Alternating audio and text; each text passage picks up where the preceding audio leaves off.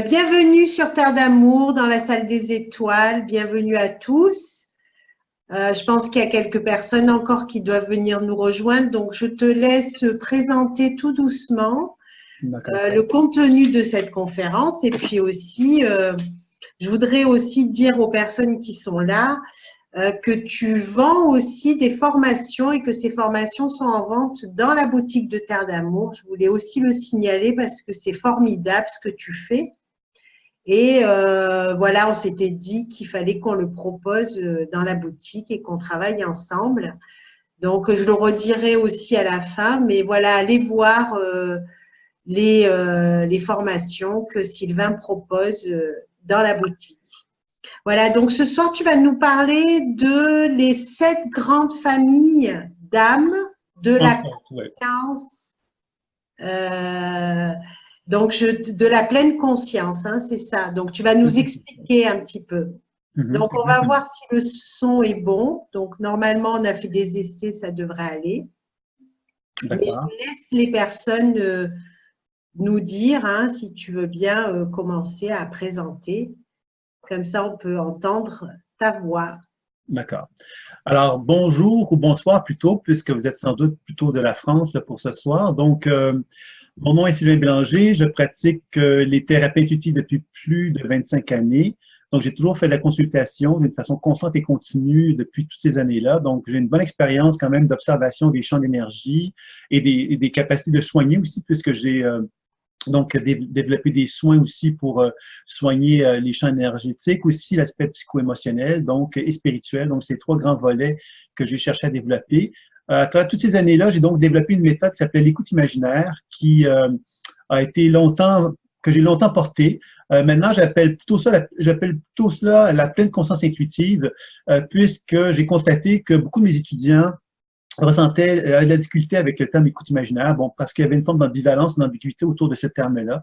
Donc, je préfère maintenant nommer ça pleine conscience intuitive et donc de mettre en évidence que la pleine conscience intuitive, c'est l'utilisation du support imaginaire pour voyager à l'intérieur de soi ou voyager vers un partenaire.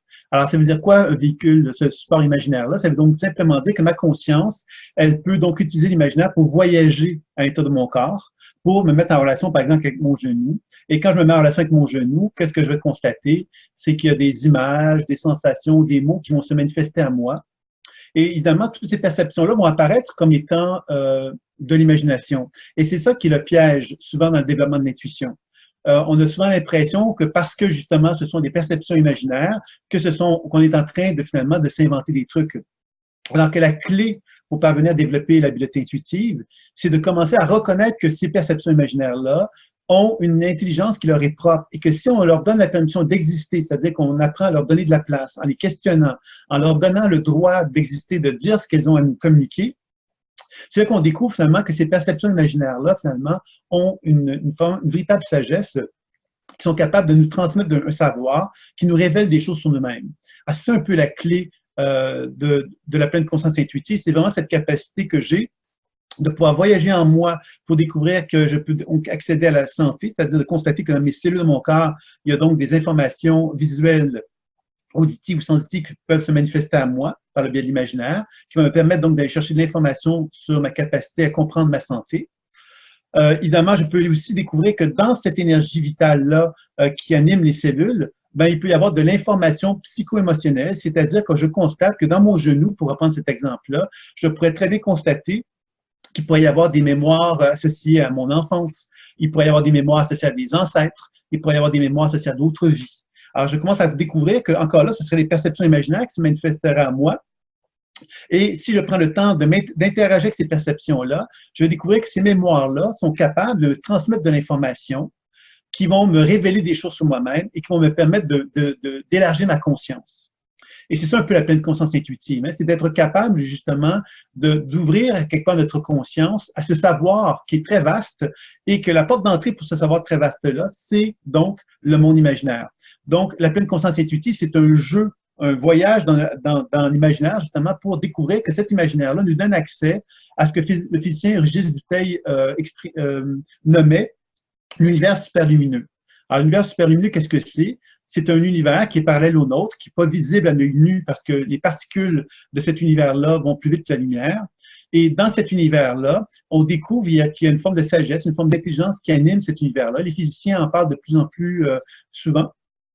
Et je pense que quand on utilise l'imaginaire, ben, l'imaginaire, finalement, c'est une porte d'entrée pour nous donner accès à cet univers superlumineux-là. Donc, de constater que dans cet univers superlumineux-là, on peut accéder donc à ce qu'on appelle les champs d'énergie. Ces champs d'énergie, qu'est-ce que c'est? Ben, c'est quelque part cette forme de subtilité d'échange énergétique qui s'effectue entre les cellules de notre corps et l'environnement tellurique, l'environnement cosmique également. Donc, quand on commence à découvrir tout cela, bon, on commence à constater que le monde imaginaire est un monde de richesse qui va nous permettre donc de pouvoir vraiment élargir notre conscience et de découvrir que plus on s'ouvre à celui-ci, plus évidemment on accède à ce qu'on pourrait appeler le monde spirituel, c'est-à-dire qu'on commence à se rendre compte qu'à travers le voyage que l'on effectue, on peut découvrir donc notre histoire personnelle, nos ancêtres, l'histoire de notre famille, hein, de notre famille depuis très longtemps, les mémoires d'autres vies, puis évidemment progressivement on se rend compte que quand on commence à élargir notre conscience, élargir, on commence à sentir effectivement que cette forme de sagesse, cette forme d'intelligence qui anime la mémoire de l'humanité, elle est porteuse de quelque chose qui est plus pur, qui est plus lumineux, qui est une forme d'intelligence pure. Et dans cette forme d'intelligence pure-là, c'est là qu'on commence à aborder la spiritualité, qu'on commence à aborder le soi supérieur, qu'on commence à aborder la notion de guide aussi, puisque c'est dans cet univers-là qu'on peut arriver justement à avoir accès à des énergies plus pures. Donc, toute la démarche de la pleine conscience intuitive, c'est d'apprendre justement à faire ces voyages pour être capable d'aller toucher justement cette lumière, d'aller toucher cette forme de spiritualité qui nous permet donc de pouvoir accéder à quelque chose de beaucoup plus grand et de beaucoup plus vaste aussi dans notre processus.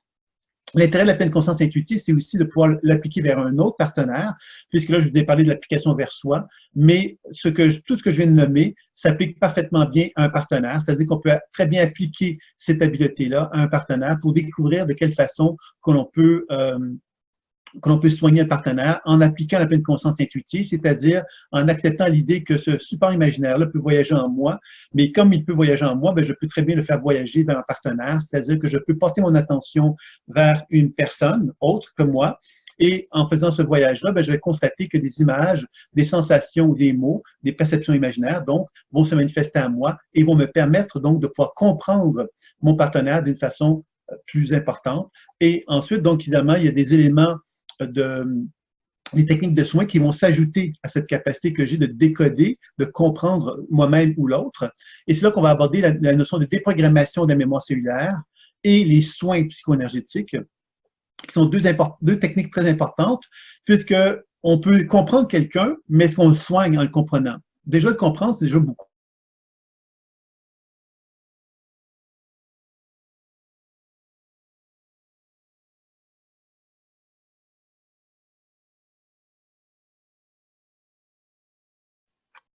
Ça a bloqué ou c'est moi ou c'est que chez moi?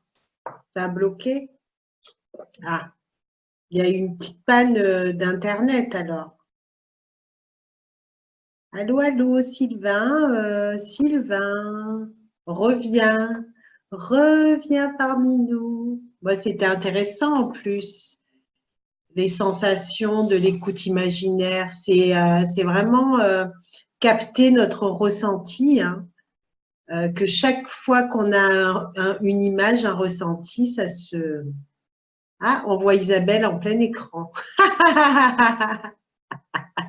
Ça y est. Tu étais en vedette, ma chérie.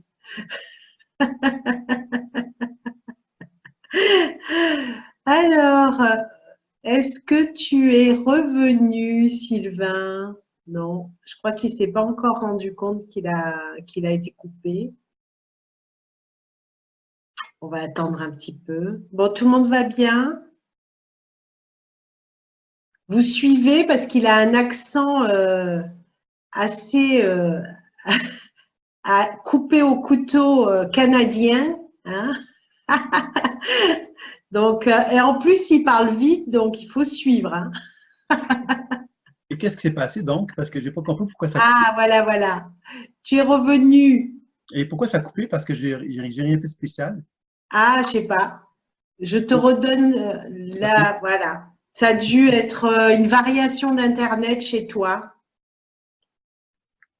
Tu vois, peut-être Internet a bougé. Ça disait que c'était une mise à niveau qu'il fallait faire. Ah bon? Ah d'accord. C'est ça que Bon, j'ai allez, compris. je te laisse la parole. OK, donc, bon, voilà. En fin de compte, donc, j'étais en train de vous expliquer un petit peu c'est un peu l'introduction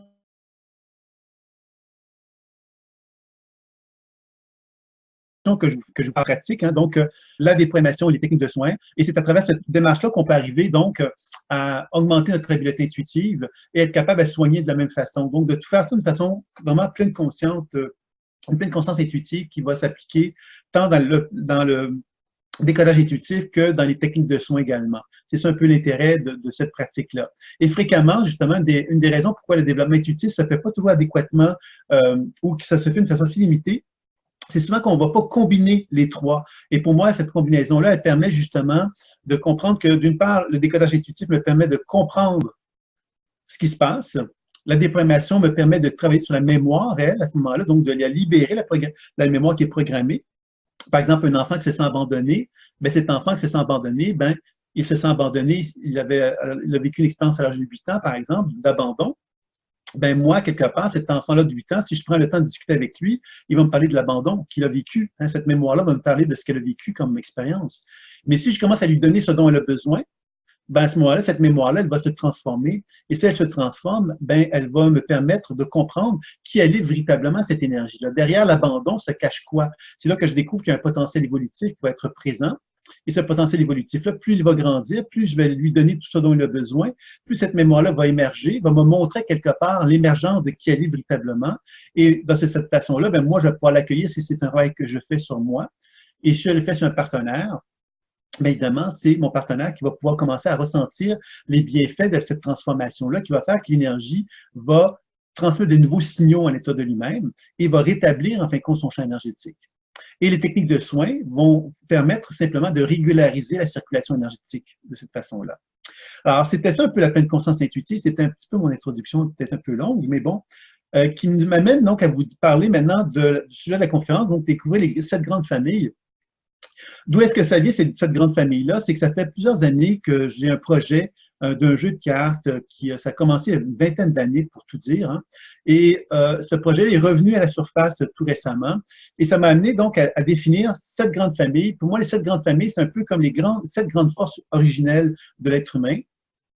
Et je vais vous présenter ça, ces 7 grandes familles-là, en tenant compte donc des blessures émotionnelles qui sont associées à chacune d'elles et également donc des missions de vie en fin de compte, qui sont associées à ces familles-là. Donc, ça va nous permettre de faire un genre de tour d'horizon de cela.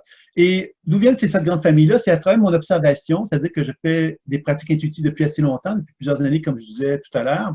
Et à travers ces longues observations, j'ai constaté effectivement que chaque être humain avait des énergies qui se recoupaient en fin de compte, qu'on avait des composantes finalement similaires, ce qui est un peu normal, puisqu'on est des êtres humains et qu'on est composé des mêmes composantes humaines finalement.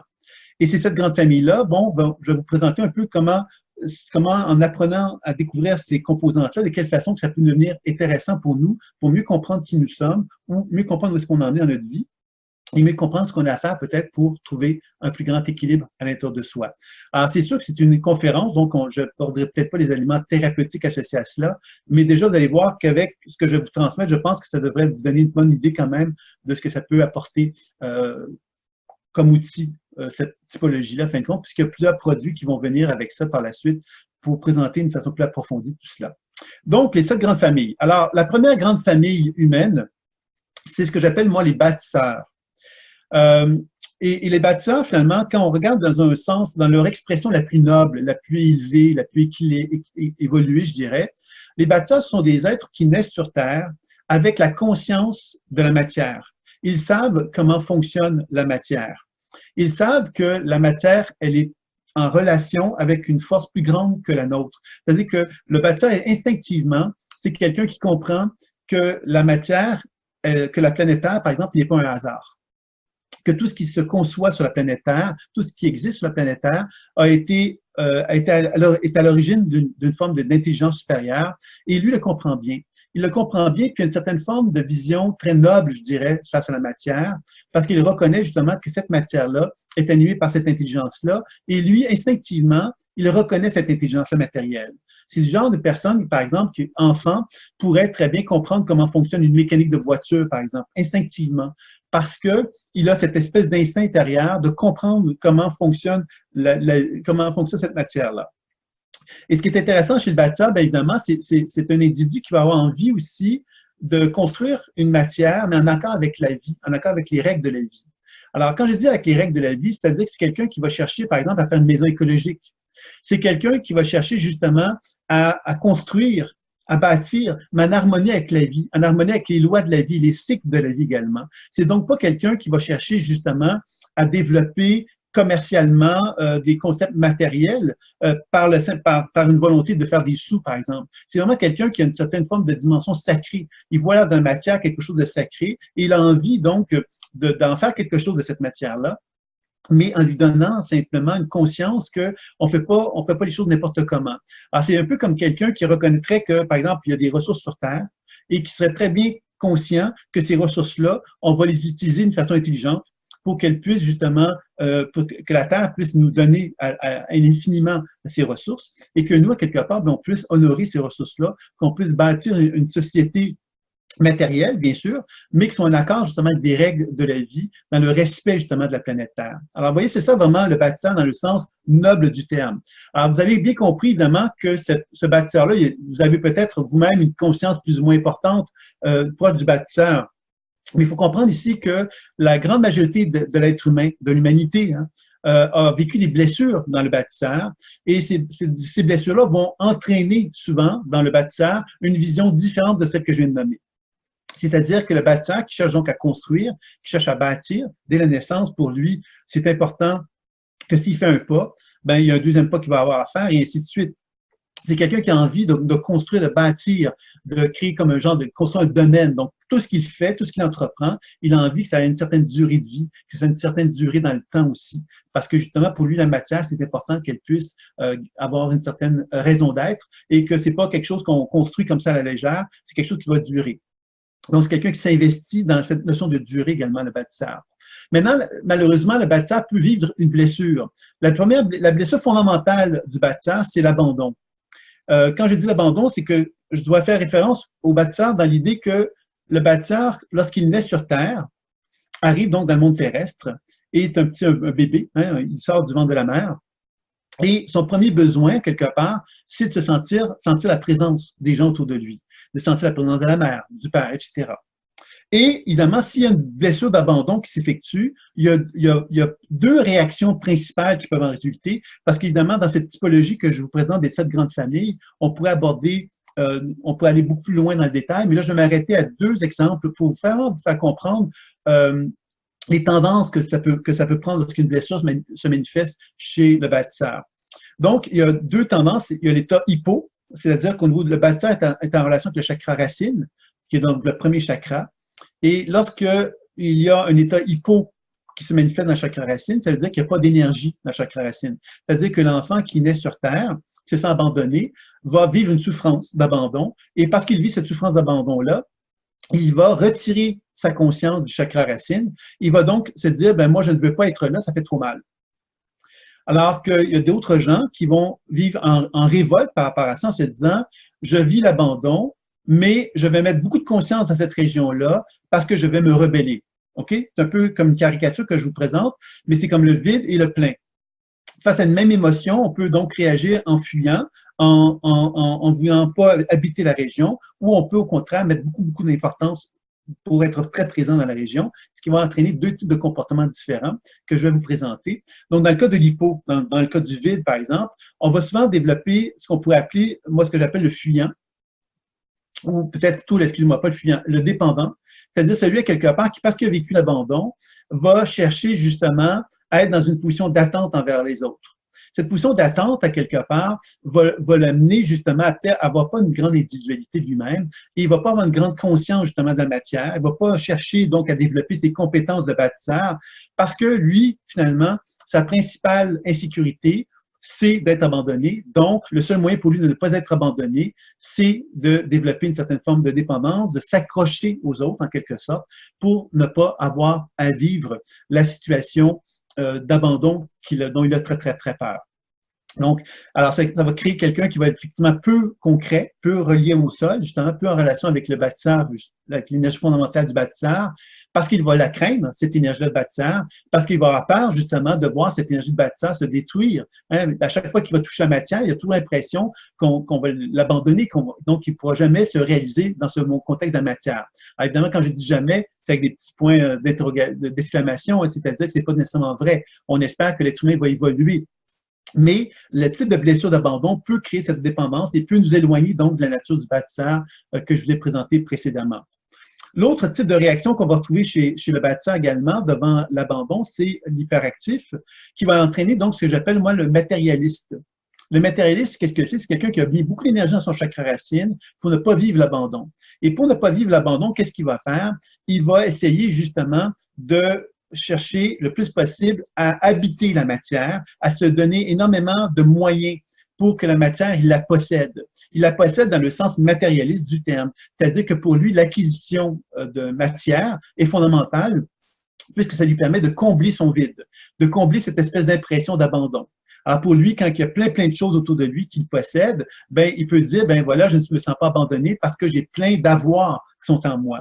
D'autre part, c'est quelqu'un qui va souvent aussi envisager les relations de façon générale, comme étant quelque part, comme qui est matérialiste, ben, il va avoir tendance à vouloir acheter les autres. Parce que justement, de cette façon-là, il va avoir l'impression, encore une fois, qu'il ne pourra pas être abandonné. Donc, toute cette notion de matière devient une façon pour lui d'exister véritablement et de combler cette espèce de peur qu'il a d'être abandonné également. Alors, vous voyez que quand on regarde socialement comment fonctionne la société aujourd'hui, on comprend que ce côté matérialiste que je viens de nommer, l'hyperactif entre autres, c'est quelque chose qu'on retrouve beaucoup dans la société actuelle. C'est-à-dire que le bâtisseur, dans son expression noble, est très peu encore valorisé. Et on va beaucoup donc mettre l'emphase sur la nature matérialiste de l'être humain, c'est-à-dire qu'on va beaucoup investir sur l'idée que le seul moyen pour nous d'exister sur Terre, puis avoir l'impression qu'on a réussi, ben quelque part, c'est donc d'être dans la matière, et que quand on est dans la matière, ben quelque part, on a le sentiment de reconnaissance, de valorisation, on a l'impression, quelque part, d'être important d'une certaine façon aussi. Alors, vous voyez que tout ça va nous amener aussi, dans la nature du matérialisme, à ne pas être conscient des ressources qui existent, puisque le matérialiste n'est pas du tout conscient du désir, quelque part, de respecter les règles et les lois de la vie. Il est davantage désireux de pouvoir justement simplement s'approprier les choses, s'accaparer les choses. Et de cette façon-là, le matérialisme, évidemment, répond bien aussi au principe de la surconsommation, de laquelle on se retrouve aussi très fréquemment. Encore là, on trouve ça beaucoup sur la Terre présentement. Donc voilà, ça c'était un peu le bâtisseur. Je ne sais pas si vous avez des questions par rapport à ça ou si c'est clair pour vous. Je vais simplement poursuivre si c'est le cas. Donc, vous me faites un signe s'il y a quelque chose. Donc, la deuxième grande famille, c'est le communicateur qui est en relation avec le chakra sacré, qui est donc relié au niveau en bas du ventre, en fin de compte. Hein? Et le chakra sacré, c'est associé donc au communicateur. Et le communicateur, qu'est-ce que c'est? C'est l'individu, justement, qui apprend à reconnaître quand il naît sur Terre, cet individu-là, cet être humain-là, il apprend donc à reconnaître qu'il est différent de son père et de sa mère. Hein, c'est-à-dire que dans le développement humain, l'enfant qui naît sur Terre, au début, il a l'impression d'être fusionné avec le père et la mère, puis à un moment donné, il se rend compte qu'il n'est pas la mère, qu'il n'est pas le père, il est lui. Et parce qu'il est lui, il apprend donc à découvrir qu'à l'intérieur de lui-même, il y a un monde intérieur qui est en lui. Ce monde intérieur lui permet de découvrir qui il est, lui permet de découvrir comment il pense, comment il ressent les choses, le type d'émotion qu'il a, le type de caractère qu'il a, etc. Il apprend à découvrir qui il est. Et le communicateur, donc, apprend aussi, parce qu'il apprend à découvrir qui il est, à avoir envie de communiquer ce qu'il est envers son entourage. Alors, vous comprendrez ici que le communicateur, c'est un être humain, donc, qui a le désir justement donc d'être authentique avec lui-même, dans ce sens qu'il a envie d'être vrai avec ce qui se passe à l'intérieur de lui-même, puis envie d'être vrai dans ce désir qu'il a de partager avec les autres ce qu'il est et de pouvoir échanger aussi avec son entourage de la même façon. Donc, une forme d'authenticité qui est recherchée dans le communicateur, dans son expression la plus noble. C'est-à-dire qu'on pourrait dire ça comme ceci, le communicateur a un désir de se comprendre, de se connaître, et a envie, quelque part, de partager cette connaissance qu'il a de lui-même. Et il a envie aussi de partager et d'échanger avec les autres pour que les autres lui disent effectivement ce qu'ils sont aussi, pour qu'il y ait une forme d'authenticité véritablement qui puisse se développer. Donc, vous voyez que la notion du communicateur, c'est beaucoup cela qui va en ressortir. Et dans ce sens-là, il y a donc, ça c'est l'expression la plus noble de l'être humain chez le communicateur qui va s'exprimer. Il y a une blessure émotionnelle qui est associée à cela, qui est le rejet. Alors évidemment, lorsqu'on est un être humain qui apprend à se connaître, bien évidemment, nos parents, les gens qui sont autour de nous, peuvent nous accueillir ou ne pas nous accueillir. Ils peuvent accepter qui nous sommes ou ne pas accepter qui nous sommes. Donc, la blessure émotionnelle du rejet est une blessure qui va nous entraîner en nous, évidemment, donc, un sentiment quelque part qu'on n'est pas accueilli, qu'on n'est pas accepté comme tel en tant qu'être humain, alors que finalement, comme je disais tout à l'heure, le communicateur, son objectif principal, c'est de pouvoir véritablement être connecté avec cette véritable authenticité-là de dire je m'aime et j'aime les autres et je me sens accepté, je me sens accueilli par eux, etc. Alors, si le rejet est là, évidemment, il y a une souffrance. Il va y avoir deux réactions, comme je disais tout à l'heure, hypo et hyper. L'hypo, dans lequel l'énergie n'est pas habitée dans le chakra sacré, et l'hyper, dans lequel l'énergie est trop habitée dans le chakra sacré par rébellion, en fin de compte, par révolte, pourrait-on dire. Donc, dans le cas où il y a peu d'énergie dans le chakra sacré, ça va entraîner quoi? Ça va entraîner quelqu'un qui va donc finalement être fuyant dans le simple idée justement qu'il n'a pas envie, lui, de pouvoir justement être en communication avec les autres parce qu'il sait qu'il va être rejeté dans sa tête à lui. Donc, il est toujours dans un processus d'évitement, en fin de compte, pour être en échange et en communication avec son entourage. Donc, c'est le genre de personne qui ne va pas nécessairement dire ce qu'il pense, qui ne va pas nécessairement dire ce qu'il ressent, parce qu'il a peur, justement, d'assumer à quelque part ce qu'il est, parce qu'il a le sentiment, effectivement, que s'il l'exprime, il va encore se faire rejeter, il n'a pas envie de ça. Donc, il va être un petit peu sur la défensive constamment à ce niveau-là. Donc, c'est vraiment le fuyant qui va s'exprimer de cette façon-là. L'autre aspect, donc, quand il y a trop d'énergie dans le chakra sacré, on tombe dans l'image qui ressort de ça, c'est le manipulateur. Alors, qu'est-ce que c'est que le manipulateur? C'est intéressant parce que le manipulateur, on le retrouve socialement dans la publicité, par exemple. La publicité, on la retrouve partout. On en trouve sur Internet, on en trouve sur la télévision, on en trouve dans le cinéma, on en trouve partout. La publicité fait partie dans nos revues, etc. Sur Facebook, partout, il y a cette notion de publicité qui existe. Et qu'est-ce que c'est que la publicité? C'est de vouloir vendre quelque chose avec une intention, finalement, de vouloir vendre, de vouloir vanter le produit, même si le produit est moche à mourir, même s'il vaut rien, même s'il n'a aucune utilité, même s'il est nul, on va essayer de nous convaincre qu'il a une certaine valeur et qu'on devrait se l'acheter.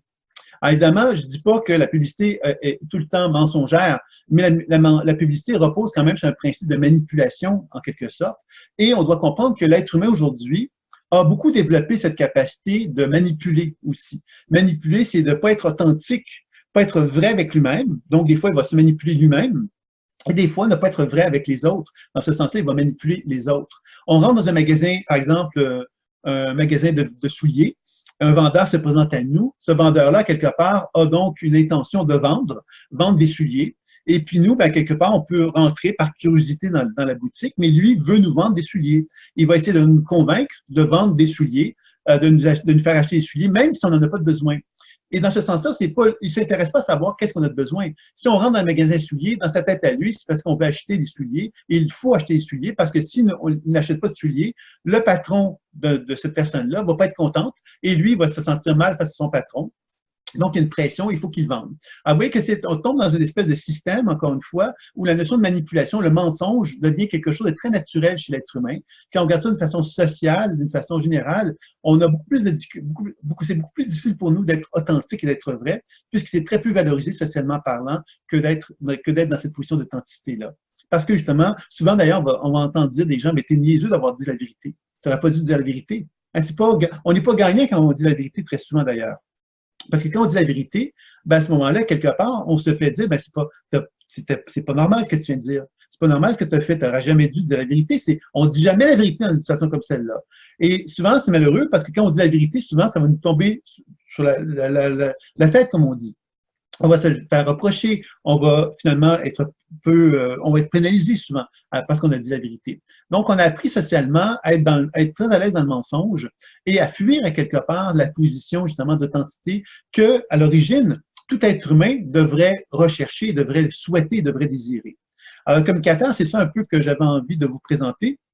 cette idée que le communicateur, justement, c'est un peu ça notre mission de vie. Quand on dit que moi, je suis un communicateur, mais si je suis un communicateur, mon objectif de vie, c'est d'être dans l'authenticité et d'être dans la vérité avec moi-même puis avec les autres. Ça implique que je sois capable de dire les vraies choses et que je sois capable d'entendre ce que les autres ont envie de me dire, puis être capable de l'accueillir aussi. De ne pas être dans un rapport où j'essaie justement d'entendre ce que je veux entendre, mais de vraiment être dans une forme d'authenticité le plus possible. Alors, c'est un beau défi et je pense que socialement parlant, quelque part, l'objectif de chacun d'entre nous, on devrait certainement se donner l'opportunité, hein, tout comme avec le bâtisseur, ben, il cherche justement à devenir conscient quelque part de la matière, à prendre conscience que la matière, on n'en fait pas ce qu'on veut, on doit respecter la matière, on doit respecter quelque part la nature, on doit respecter la vie.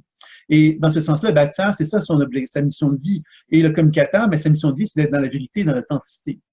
Donc, la question qu'on peut se poser, c'est est-ce on est capable de se donner la permission, justement, de commencer à travailler dans cette direction-là pour devenir, en quelque sorte, des messagers, en fin de compte, qui vont nous donner l'opportunité d'avoir l'impression, justement, qu'on apporte un petit apport dans la société, sur la Terre, pour amener un changement de conscience sociale. Et je pense que c'est important également de pouvoir envisager cette chose-là.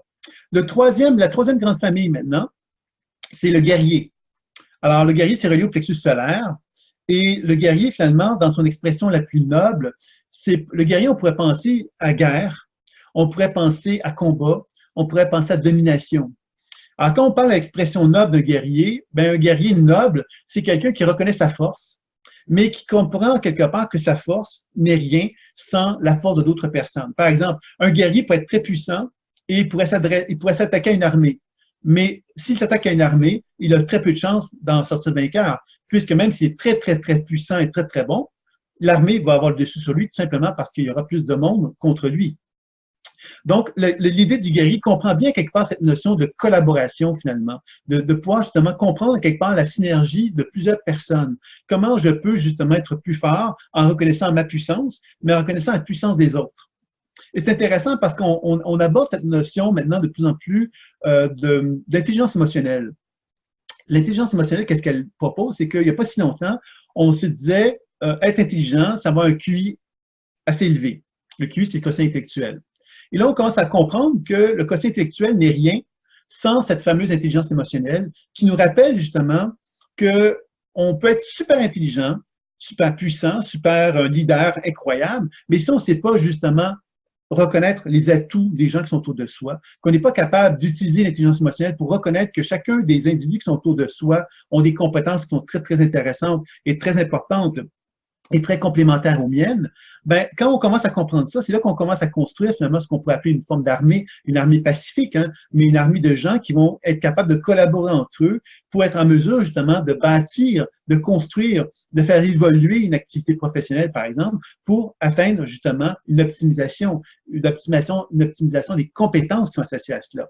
Donc, le guerrier, finalement, dans le sens originel, dans son expression la plus noble, c'est vraiment quelqu'un qui a compris justement que le combat, la guerre, c'est vraiment la dernière étape, puisqu'il y a plein d'autres étapes avant d'arriver à cette étape-là, qui correspond justement à cette idée de chercher justement à développer des complémentarités, de travailler en collaboration avec les gens, etc., etc. Et c'est bien évident que quand on regarde l'histoire de l'humanité, cette notion de guerrier dans l'expression noble du terme a peu été développée, puisqu'on a beaucoup plus cherché donc à mettre l'emphase sur cette notion de dominant-dominé, c'est-à-dire je suis plus fort que toi, donc parce que je suis plus fort que toi, ben, tu vas devoir finalement te soumettre à moi. Et comme je suis plus fort que toi, je vais t'humilier au maximum pour te faire sentir quelque part que tu ne vaux rien. Alors, inévitablement, ce sentiment d'humiliation va générer chez l'autre personne une forme de frustration et de colère qui va l'amener un jour ou l'autre à faire des actions qui vont finalement déplaire à l'autre personne éventuellement parce que on va faire des actes de trahison, on va faire des trucs qui sont dégueulasses pour lui faire comprendre à l'autre personne qu'on lui en veut parce que justement, elle nous a fait mal toutes ces années-là d'humiliation, par exemple.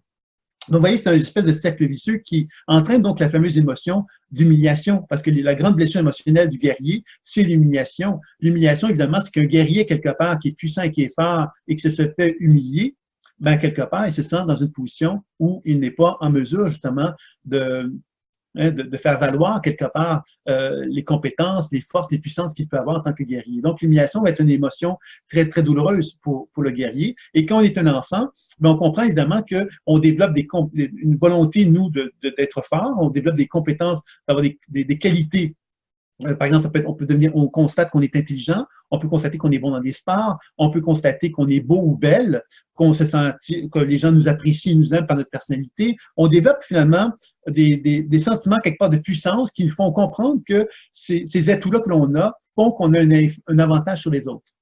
Et cet avantage-là, quelque part, c'est là la maturité de l'être humain.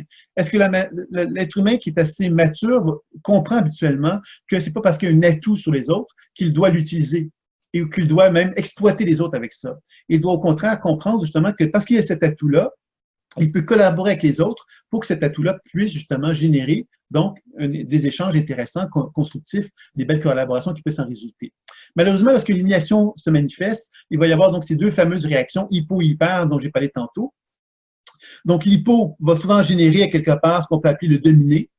Alors, le dominé, ça veut dire quoi? Ça veut dire également aussi le masochiste, c'est-à-dire celui, à quelque part, qui va accepter finalement d'être dominé et qui va accepter, quelque part, de subir cette domination-là. Et c'est là qu'on devient masochiste, c'est-à-dire qu'on endure des choses qui ne sont pas acceptables, alors qu'on ne devrait pas les accepter.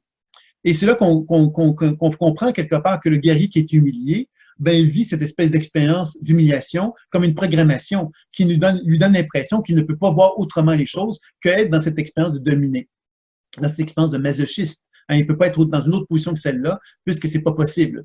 Et ça, on voit bien dans la société que cette position de dominer, on l'a tous à quelque part, à des degrés différents. On est tous dominés par une société. Alors, pourquoi être dominé? C'est un terme qu'on pourrait se poser la question, pourquoi on devrait être dominé? Pourquoi on ne devrait pas favoriser une collaboration dans laquelle il peut y avoir une hiérarchie, bien sûr, mais une hiérarchie respectueuse? Pourquoi c'est obligé qu'on soit dominé? C'est là qu'on comprend quelque part la conscience humaine n'a pas encore été à un niveau de développement très élevé par rapport à ces réflexions-là. On est encore dans l'espace grégaire humaine qui nous ramène simplement à l'idée qu'il y a des êtres qui doivent être dominés et des êtres, dans le cas de l'hyper, qui vont être dominants. Des dominants, c'est quoi? Ce sont des gens, quelque part, qui vont chercher à utiliser leur force, leur puissance, pour faire comprendre à d'autres êtres humains qu'ils ne sont rien. Et c'est là qu'on touche la notion du sadique. Le sadique, bien évidemment, c'est celui, quelque part, qui va manifester une certaine forme de violence, une certaine forme d'agressivité pour faire comprendre aux autres qu'ils ne sont rien. Alors, évidemment, là, je fais des grandes caricatures, hein, mais il faut bien mettre en évidence qu'on vit dans une société où les dominants et les dominés et dominants plutôt, existent. Et cette position-là de dominer et de dominant nous éloigne complètement quelque part de la nature évolutive du guerrier qui est en soi. Et qu'est-ce que ça génère, ce dominer et dominant? Mais ça génère quelque part de la frustration, de la colère chez le dominé, qui se sent soumis, mais qui se sent en colère et en révolte. Et le dominant, ben, quelque part, lui, se met dans une position où il cherche donc à contrôler constamment. Et dans ces conditions-là, on n'est pas dans une position de valorisation ou de respect mutuel des êtres humains. On est plutôt dans une position, quelque part, d'une part de contrôle. Le dominant cherche à contrôler le dominé, et le dominé, ben, quelque part, se sent obligé de devoir subir les forces du dominant. Et ça génère donc des dynamiques malsaines au niveau émotionnel qui vont entraîner une situation où dès que le dominé va pouvoir devenir dominant, bien, il va pouvoir le faire, il va le faire. Et qu'est-ce qu'il va faire? Bien, il va finalement chercher à dominer les gens qui sont autour de lui. Et c'est un cercle vicieux qui va se construire de cette façon-là. Donc, vous voyez que dans la nature du guerrier, quelque chose d'important, quelque part, à cerner par rapport à cette notion justement de comment moi, je peux me sortir de ces positions de dominé et dominant pour chercher à collaborer, pour chercher à construire finalement une forme de respect mutuel entre les êtres humains. C'est ça un peu qu'on pourrait dire par rapport à la nature du guerrier. La quatrième famille dont je voulais vous parler, c'est le serviteur, qui est relié au chakra du cœur. Et le serviteur, dans son expression noble, c'est celui justement qui a compris à quelque part que, d'une part, le serviteur, qu'est-ce qu'il a appris, lui, en tant qu'être humain, c'est qu'il a appris à devenir un adulte. Il a appris à comprendre que parce qu'il se connaît, parce qu'il a compris quelque part les compétences qu'il avait en lui, il a envie de servir l'humanité. Non pas de la façon que l'humanité va vouloir, la société va vouloir l'utiliser, mais plutôt de la façon que lui souhaite exprimer qui il est. Donc, c'est là qu'on touche vraiment à la mission de vie, justement. Quand on aborde le serviteur, c'est un acte de maturité qui commence à prendre forme, parce que le serviteur comprend quelque part qu'il se connaissait bien, et parce qu'il se connaissait bien, il sait qu'est-ce qu'il peut apporter maintenant dans la société, parce qu'il reconnaît que la société peut ne pas être en accord avec ce qu'il souhaiterait. Hein. La société n'est pas conçue d'une façon idéale comme il le souhaiterait. Et le serviteur va avoir envie d'amener un apport à la société en lui disant, regarde, moi je pense que je peux apporter quelque chose de positif et d'évolutif à la société. Voici ce que je propose. Et souvent, le serviteur va arriver avec une vision un peu, comment dire, avant-gardiste. Alors, souvent, les serviteurs vont se retrouver, par exemple, à construire des éco-villages, par exemple. Des éco-villages, qu'est-ce que c'est? Ce sont plusieurs personnes qui vont se retrouver dans un lieu, hein, par exemple, et dans lequel ils vont acheter des maisons dans une maison à la campagne, dans un grand terrain de campagne. Ils vont acheter des maisons, puis ils vont construire un monde qui va fonctionner selon des règles et des lois qui leur sont propres. Et ça, c'est un peu la réponse du serviteur qui s'est dit, mais voilà, je ne peux pas changer le monde, mais ce que je peux faire, par contre, c'est me construire un monde qui va me ressembler et qui va correspondre justement à ce que je crois que je crois que la vie devrait être finalement. Donc, vous voyez que le serviteur a un peu cet aspect-là. Puis, dans le serviteur, c'est quelqu'un qui est au service des autres, mais qui n'est pas en train de se perdre dans les autres. C'est quelqu'un qui assume son individualité, qui assume son adulte en lui et qui est capable donc de servir les autres en se respectant. Alors ça, c'est un autre élément important. C'est quelqu'un qui va avoir envie justement d'assumer sa masculinité ou sa féminité en tant qu'homme ou de femme et qui va être capable donc de servir les autres, mais en respectant les propres limites de ce qu'il peut faire. Moi, je suis prêt à te servir, mais je ne suis pas prêt à faire telle chose, telle chose, telle chose. Hein? Je suis prêt à faire ce que je peux, ce que je crois juste pour pouvoir finalement te servir. Donc, le serviteur, c'est vraiment un avant-gardiste qui cherche à construire donc un monde nouveau, avec de nouvelles règles et de nouvelles lois, parce qu'il a un esprit mature, ce serviteur-là. Donc, il a compris à quelque part que la société n'était pas parfaite, mais parce qu'il y a une certaine maturité, une certaine réflexion qui est derrière lui, il est capable donc d'amener un regard nouveau et il va chercher donc à implanter ce regard nouveau-là dans la société, à sa façon à lui, à sa manière à lui, dans la société telle qu'elle est présentement. Donc, ça, c'est le serviteur. Maintenant, il y a une blessure émotionnelle associée au serviteur, qui est la trahison. Alors, évidemment, le cœur, c'est le chakra du cœur, le serviteur. Donc, on comprend que la trahison, ça touche beaucoup toute la notion de l'amour. Hein. L'amour, c'est quand on se sent trahi, quelque part, c'est souvent parce qu'une personne n'a pas su, n'a pas exprimé quelque part cette fameuse amour-là qu'on aurait souhaité et on a eu l'impression d'avoir été trahi par cette personne-là. Et ça va générer quoi? Dans le cas de l'hypo et de l'hyper, ça va créer deux tendances. Dans le cas de l'hypo, où il y a un manque d'énergie dans le chakra du cœur à ce moment-là, ça va créer ce que j'appelle, moi, l'égoïste. L'égoïste, c'est quelqu'un qui a le cœur fermé et qui a décidé, lui, de comprendre qu'il ne voulait plus servir. Il ne voulait pas servir parce qu'il y a trop de danger à servir, c'était trop mal, c'est trop douloureux. Les gens sont égoïstes, donc comme ils sont égoïstes, ben moi, je vais être égoïste aussi, peut-être même plus qu'eux, de façon à ce que je puisse contrôler tout, finalement, par rapport à cette envie que j'ai de pouvoir profiter, d'une certaine façon, de ce qui se passe autour de moi, pour ne pas, moi, me retrouver dans une position où je vais être au service des autres. Donc ça, c'est vraiment le côté hypo qui va s'exprimer de cette façon-là. Et le côté hyper, ben, c'est évidemment le généreux, mais le généreux qui est d'une façon beaucoup trop élevée. Hein, je vais donner un exemple de ce type de serviteur-là. La femme monoparentale qui est infirmière et qui travaille à temps plein en tant qu'infirmière pour des personnes dans le besoin, par exemple des gens qui sont en gérontologie, très, très malades, etc., et qui travaille à temps plein là-dessus et qui doit s'occuper de son enfant à temps plein aussi, à la quelque part. Vous voyez qu'il y a quelque chose, un non-sens dans cela. C'est une femme seule, elle doit s'occuper de son enfant, elle doit s'occuper de son travail, elle doit tout gérer toute seule. Donc, elle devient quelque part dans un état de service, mais un service qui est démesuré. Elle n'a plus d'espace pour elle. Elle n'a plus d'espace pour exister en tant que femme. Alors, vous voyez que quand on tombe dans l'hyperactivité, dans le serviteur, c'est ça qui va arriver. C'est-à-dire qu'on va se perdre un petit peu dans une position où on va être justement complètement happé par la société, par la demande extérieure. Et le fait qu'on soit happé, on n'arrive plus, nous, à quelque part, à penser un seul instant à soi. Alors que l'hypo, l'égoïste, lui, il va avoir justement l'inverse. Il va vouloir donner rien aux autres, donc il va tout vouloir garder pour lui. Et c'est ça qui va finalement l'amener justement à être ce qu'on pourrait appeler avoir le cœur fermé. Vous voyez. Donc, vous voyez, ce sont deux caricatures, bien évidemment. L'équilibre de ces deux caricatures-là, c'est le serviteur dans son expression la plus noble, comme je vous le disais précédemment. Pour poursuivre maintenant, la cinquième grande famille, ce sont les créateurs. Et les créateurs, c'est relié au chakra de la gorge.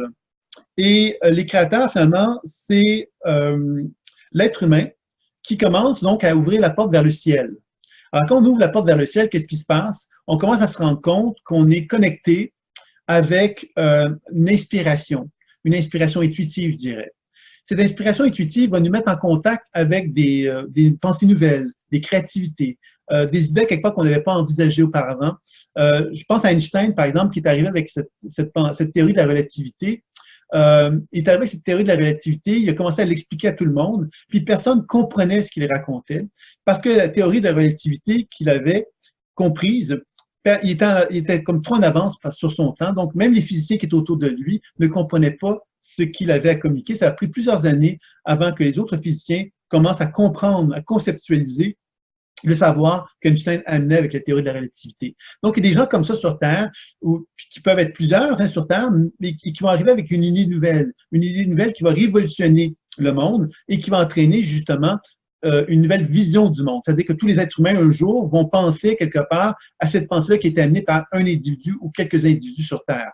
Donc, les créateurs sont les premiers individus qui vont être capables d'amener sur Terre cette nouvelle pensée-là, cette nouvelle vision-là. Il y a des grands musiciens aussi qui peuvent être des créateurs. Vous voyez, il y a plein d'avenues, des grands chanteurs. Bon, les créateurs sont des gens qui arrivent avec de nouvelles énergies, de nouvelles formes musicales, créatives, théâtrales. Ça peut être des inspirations scientifiques, etc. Il y a plein d'options possibles. Mais vous voyez que les créateurs vont arriver donc avec une originalité qui vont les amener à être avant-gardistes. Alors, quand on dit avant-gardiste, ça veut dire quoi? Ça veut dire que ce sont des gens qui ont une certaine individualité, qui sont assez originales et capables de reconnaître leur originalité pour se donner à la mission d'oser dire des choses qui sont d'avant-garde, donc que des gens ne sont pas prêts à entendre, ou qui ne sont pas prêts à écouter, ou ne sont pas prêts à accueillir ou accepter parce que c'est trop avant-gardiste finalement. Donc, les créateurs sont des gens courageux qui croient énormément en eux et qui ont le besoin donc de croire en eux et d'exprimer ce qu'ils sont. Alors ça, c'est intéressant. Maintenant, quand on est avant-gardiste, il y a un piège qui vient avec ça, c'est que l'avant-gardisme, bien évidemment, il y a des gens qui vont sortir des tomates puis ils vont nous les lancer sur la figure. Parce que justement, ils vont se dire, ben voilà, moi, ta créativité, j'en veux pas, c'est pas quelque chose qui me convient, ça me dérange que ce que tu me racontes, ça me dérange que ce que tu fais, etc. Et là, vous allez comprendre évidemment que le créateur va vivre donc une émotion, une blessure. Et la blessure, c'est l'injustice.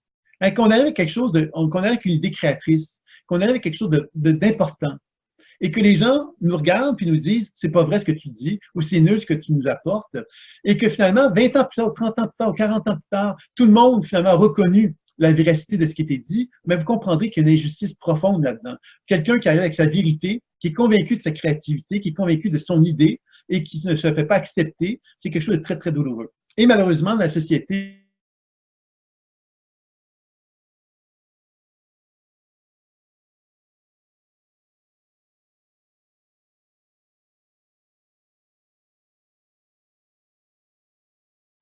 la société, bon, point de suspension. Il est toujours là, hein, donc ça doit mouliner, parce que je vois que son pseudo est toujours en ligne. On va attendre que ça revienne. Sylvain, reviens. Reviens, reviens. Allô, allô. Ah, ça y est. Non, c'est Isabelle qui est là.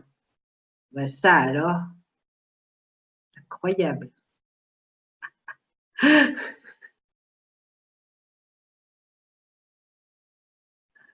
Donc je pense il est déconnecté alors parce que ça c'est parti.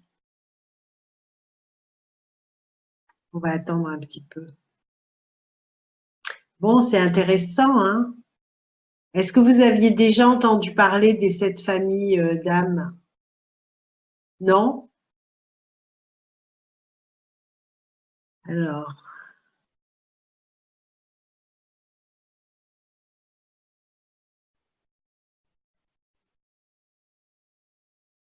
je vais voir s'il est sur Skype, mais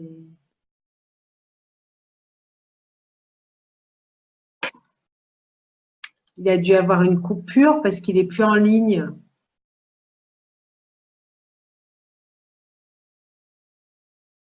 Sylvain, Sylvain. On manifeste. Où es-tu? Reviens à la maison.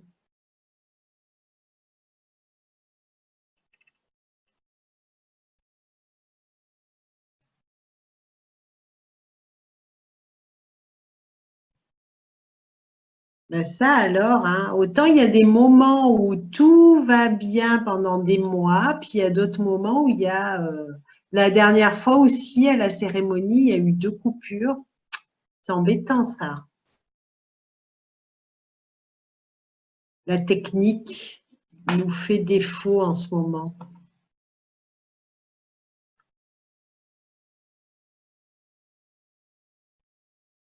Ah, le voilà, Sylvain est revenu. Ouais, tu me dis quand je reviens. Ah, voilà. Je suis désolé, là, par contre, la connexion Internet, elle, parce qu'effectivement, je ne sais pas pourquoi ça n'arrive jamais, mais une variation au niveau électrique ici. Et la Ah, connexion Internet a lâché, donc je pense que c'est ça. Et on est en hiver au Québec, hein, et ah peut-être, oui, non, c'est ça. désolé. C'est déjà assez extraordinaire de pouvoir t'entendre aussi bien alors que tu es quand même à des milliers de kilomètres. Donc bon, ça peut arriver, c'est pas grave. Donc on en était au cinquième Au chapitre. créateur, oui. Alors, j'en étais donc finalement à vous parler donc de l'injustice qui a été vécue chez le créateur, puis finalement, ça entraînait deux réactions possibles, l'hypo et l'hyper. Donc, l'hypo, c'est le routinier. Alors, que vous allez me dire, ça vient faire quoi avec le créateur, le routinier? Bien évidemment, c'est que quand on a vécu une injustice, peut-être étant enfant, hein, on peut très bien se dire, ben voilà, moi, je ne veux plus revivre cette injustice-là. On me demande à quelque part de ne pas être créateur. On me demande, je dérange quand je suis créateur, donc je vais donner routinier. Routinier, ça veut dire quoi? Mais je me lève à 5 heures le matin, je me couche à 6 heures, à 8 heures le soir et je fais toujours la même journée, je fais toujours la même chose, je ne me pose pas de questions, je ne veux surtout pas quelque part amener une créativité dans ma vie parce que j'ai compris que cette créativité était dangereuse. Alors, vous voyez, ça, c'est vraiment le côté routinier qui va en résulter. Là, évidemment, ce sont des caricatures que je vous présente, mais le routinier, c'est vraiment quelqu'un qui va chercher à constamment préserver la routine. Alors que dans le cas de l'hyperactivité, c'est quelqu'un qui, devant cette injustice individuelle-là qu'il a vécue, va se disperser. Il va donc être un peu un touche-à-tout. Il va toucher à plein de projets, mais un peu comme quelqu'un on pourrait rencontrer dans la rue en disant, ah, puis comment va ta vie? Ah, j'ai plein de choses, j'ai plein de choses, j'ai plein de choses. Et 5 ans plus tard, on rencontre la même personne, puis comment va ta vie? Ah, j'ai plein de choses, j'ai plein de choses. Mais quand on regarde dans les faits concrètement, qu'est-ce qu'elle a fait, cette personne-là? Elle n'a rien fait. C'est-à-dire qu'elle est simplement omnibulée par plein d'idées, mais elle n'est pas capable de les concrétiser dans le monde de la matière parce qu'elle a l'impression justement que les concrétiser dans le monde de la matière, cela la mettrait dans une position dangereuse aussi, encore une fois, parce que ça la mettrait dans une position où elle pourrait, encore une fois, ne pas être reconnue comme elle l'aurait souhaité. Alors, vous voyez, c'est un peu que ça va entraîner. Alors, évidemment, donc, la mission de vie du créateur, bien, vous l'avez compris, hein, c'est qu'on a tous une capacité d'amener sur Terre quelque chose de créateur. Ça peut être des choses toutes simples. Hein? Il ne s'agit pas de penser à ce qu'Einstein a mis en place pour se dire, ben voilà, je fais exactement comme Einstein. Je pense qu'on a tous une capacité créatrice en tant qu'être humain et se faire confiance dans notre créativité, c'est se donner la permission, justement, de s'individualiser. Parce que le créateur, c'est un individu qui s'individualise parce qu'il a reconnu qu'il avait une inspiration intuitive qui l'amenait donc à manifester cette créativité-là dans sa propre vie. Donc, je pense que c'est important donc de se rappeler cela. Alors, pour la sixième famille maintenant, c'est le philosophe qui est relié donc au chakra frontal. Et le philosophe, c'est le grand sage. C'est celui, à quelque part, qui a synchronisé ces deux hémisphères, l'hémisphère cérébral, intellectuel et celui intuitif, et a fait en sorte que cette synchronisation-là lui a permis de développer la position de témoin. La position de témoin, c'est une position d'observateur qui comprend les choses.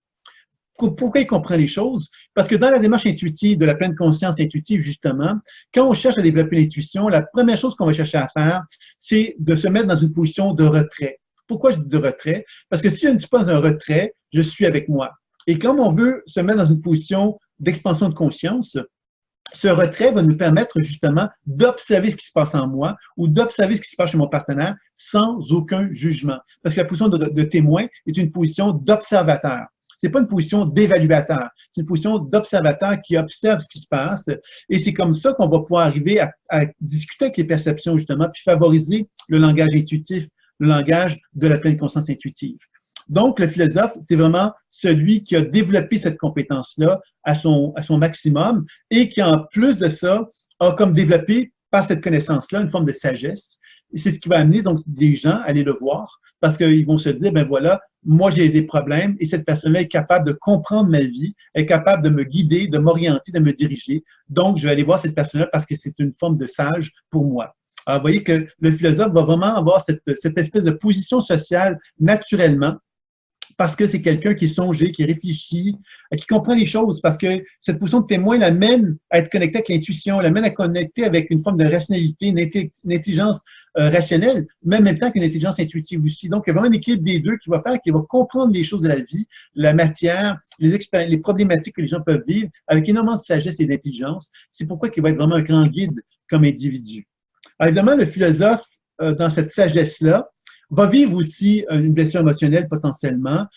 Cette blessure émotionnelle, c'est l'injustice, la même blessure émotionnelle que le créateur, mais l'injustice sociale. Alors, l'injustice sociale, ça veut dire quoi? C'est-à-dire qu'habituellement, le philosophe, le sage, va avoir une influence sur l'être humain dans le sens d'une certaine population. C'est-à-dire que le créateur a un projet créatif dans son sens qu'il est inspiré par sa propre créativité et il l'apporte lui-même. Le philosophe, le sage, va habituellement être un être qui va avoir, les gens vont être attirés par lui. Ils vont avoir envie de se retrouver avec lui. Ils vont avoir envie, quelque part, d'échanger avec lui. Ils vont avoir envie, quelque part, de développer, en quelque sorte, une genre de structure, de système, hein, quelque part, de regroupement de gens qui vont faire que ce sage-là va se retrouver avec des gens qui vont l'honorer, le reconnaître, le valoriser.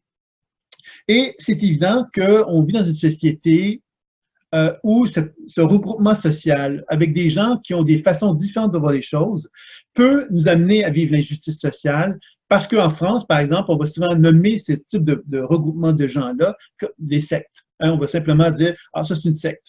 Alors que c'est peut-être, ça peut être une secte, bien sûr, mais ça peut ne pas être une secte. C'est-à-dire qu'une personne qui est un sage, qui fait en sorte, parce qu'il est une personne qui est allumée, je dirais, qui se retrouve avec un certain nombre de personnes, et que ce certain nombre de personnes l'amène à développer un genre de regroupement, par exemple, ou de philosophie, ne va pas nécessairement donc devenir finalement une secte. Hein, ça va simplement être un regroupement de gens. Les grands philosophes, par exemple, ont développé des mouvements philosophiques, finalement. Les grands spirituels ont développé des mouvements spirituels. Alors, tout ça, quelque part, ça ne veut pas dire que c'est associé à des sectes, mais c'est davantage associé, quelque part, à des gens qui ont développé une foi, une vision du monde qui leur est propre, grâce à cet individu-là qui a amené donc une façon de voir les choses qui est différente peut-être que ce qu'on retrouve dans la société générale et qui a amené ces gens-là à vouloir être avec cette personne-là parce qu'ils se disent, ben voilà, j'aime sa philosophie, j'aime sa vision du monde, ça me nourrit, ça me fait du bien, j'ai envie de pouvoir continuer avec cette personne-là, puis de pouvoir peut-être suivre un enseignement, de suivre cette personne-là à travers son cheminement, etc. Donc, vous voyez quelque part que ce regroupement de gens-là peut amener, socialement parlant, donc la société à dire, à juger sévèrement cette organisation-là parce qu'elle a des pensées différentes, parce qu'elle a une vision différente, parce qu'il y a une intuition là-dedans, donc une vision quelque part intuitive des choses, une compréhension quelque part des choses qui nous amène à voir la vie différemment que ce qu'on retrouve dans la société d'une façon générale. Donc, vous voyez que tout ça va entraîner donc cette forme d'injustice sociale parce qu'on pourrait justement avoir l'impression en tant que philosophe de faire du bien au monde, mais le monde pourrait nous refléter quelque part que c'est pas bien ce qu'on fait parce que justement, le monde pourrait juger de ce que l'on fait ou de ce que l'on dit d'une façon inadéquate. Donc, ça va générer donc deux types de réactions. Alors, vous voyez que quand un philosophe naît sur Terre, il faut savoir que le philosophe est très mature, très jeune. Alors, vous comprendrez qu'un enfant qui est très jeune, qui est très mature, qui comprend que ses parents ont des problématiques, qui comprend les enfants autour de lui, qui comprend plein de choses, alors qui est un enfant, bien, vous comprendrez que s'il commence à exprimer ce qu'il comprend, puis à porter un regard de témoin à ce qui se passe autour de lui, il y a des chances, évidemment, que les parents, que les gens autour de lui, ben, ils disent « Hey, là, pour qui tu te prends, toi, là? Hein, pour qui tu te prends pour oser dire des choses comme ça? » Donc, vous comprendrez que le philosophe peut se retrouver dans une position inconfortable, donc dans le sens où il va se sentir dans l'injustice, par exemple, de la famille. Quand on dit une injustice sociale, ça peut être dans la famille. Hein. Simplement, dans la famille, je peux me sentir dans une forme d'injustice parce que je ne me sens pas reconnu dans mon savoir, dans ma sagesse. Et parce que je ne me sens pas reconnu, ben, je pourrais développer deux types de comportements, hypo ou hyper. L'hypo, ça va être ce que j'appellerais, moi, le scientifique. Ça veut dire quoi, le scientifique? C'est celui qui veut démontrer scientifiquement toute chose. Alors, c'est quelqu'un qui a donc une pensée rigide et qui a une volonté de constamment démontrer tout ce qu'il avance et tout ce qu'il dit, comme s'il fallait toujours quelque part qu'il repose sur la science pour être capable de faire valoir ce qu'il a à dire. Comme s'il ne se faisait pas confiance d'aucune façon par rapport à ses propres intuitions, il fallait absolument que ça repose sur ce que d'autres êtres humains ont pu communiquer ou ont pu dire. Vous voyez, ça c'est vraiment donc le scientifique dans le cas de l'hypo. Et l'hyper, c'est-à-dire quand il y a beaucoup d'énergie dans le chakra frontal, ça peut des fois générer donc une position trop grande, un individu trop intuitif. Quand je dis trop intuitif, je veux dire par là trop déconnecté. Parce que quand on est trop intuitif, qu'est-ce qui va se passer? On va se connecter avec l'intuition. L'intuition va tellement prendre de l'espace dans notre façon de voir les choses qu'on va se déconnecter de la réalité. Parce que justement, on va plus avoir notre rationnel qui va venir nous servir en quelque sorte pour justement permettre que notre intuition puisse être intégrée dans le monde de la matière. Donc, ça va faire des individus qui ont une forme d'intuition, mais qui peut des fois être irrationnelle, un comportement irrationnel, un comportement où on assume des choses, on affirme des choses intuitives, mais qu'on n'a pas vérifiées dans le monde terrestre. Alors, ça peut des fois donc donner l'impression qu'on est un peu hurluberlu, parce que justement, on n'a pas tout à fait les deux pieds sur terre, qu'on n'a pas toujours tout à fait la capacité de démontrer que nos intuitions sont justes, mais on part du principe qu'elles sont justes parce qu'elles viennent du ciel, par exemple, elles viennent de l'univers. Vous voyez, alors, ça peut créer donc un comportement un petit peu trop intuitif à ce moment-là, qui peut donc des fois être jugé aussi par le fait que ces intuitions-là, c'est un peu comme quelqu'un qui est trop perché. Hein, quand on dit trop perché, ça veut dire que c'est quelqu'un qui n'a pas les deux pieds sur terre, puis qui n'est pas capable, justement, de se connecter, justement, à ce qui se passe dans le monde terrestre, comme ça, quelque part, il était toujours en état de fuite par rapport à tout ça. Donc, vous voyez, c'est un petit peu ça que je dirais par rapport à l'hyperactif, par rapport au philosophe. Donc, alors, évidemment, la position donc, de mission de vie du philosophe, c'est de retrouver sa sagesse, de retrouver sa position de témoin et de retrouver son droit à être capable, justement, de pouvoir constater qu'il est apte à comprendre les choses de la vie, comprendre les choses de la vie avec son intuition et son rationnel, et d'amener justement un regard différent sur la vie en général, et d'être capable donc d'assumer qu'il est un sage, donc il est capable donc de guider les gens, de les aider, de les amener à pouvoir évoluer, progresser, cheminer à ce moment-là. Donc ça, c'était pour le philosophe, qui était la 6e famille. La dernière famille, maintenant, c'est la famille des spirituels, qui est reliée donc au chakra couronne, qui est le sommet de la tête. Et le spirituel, c'est l'être aligné. L'être aligné, ça veut dire quoi? C'est l'être, justement, qui est en harmonie, qui est en alignement avec son essence profonde, son essence fondamentale. C'est l'être que les gens vont avoir envie d'être avec lui, non pas parce qu'il y a quelque chose à nous dire, mais parce qu'il dégage quelque chose de particulier. Il dégage quelque chose de particulier parce qu'il est dans un état de paix avec lui-même, dans un état de tranquillité avec lui-même. Les gens ont envie, à quelque part, de pouvoir le côtoyer, de pouvoir être simplement auprès de lui, parce que c'est une personne qui, comme est dans une forme de réalisation, ben, à quelque part, elle dégage dans son champ énergétique une forme de paix, de tranquillité. Alors, c'est là qu'on parle vraiment de la notion du gourou, par exemple. Hein. Des gens qui vont aller rencontrer un gourou, qui vont se sentir bien avec ce gourou-là, vont avoir envie de le suivre. Donc, l'aligné, quelque part, le spirituel, c'est vraiment cet être humain qui a donc été capable d'atteindre un niveau de réalisation humaine. Et cette réalisation humaine ne passe pas nécessairement par le mot. Hein, tantôt, on parlait du philosophe qui était vraiment quelqu'un qui était capable donc de guider les autres.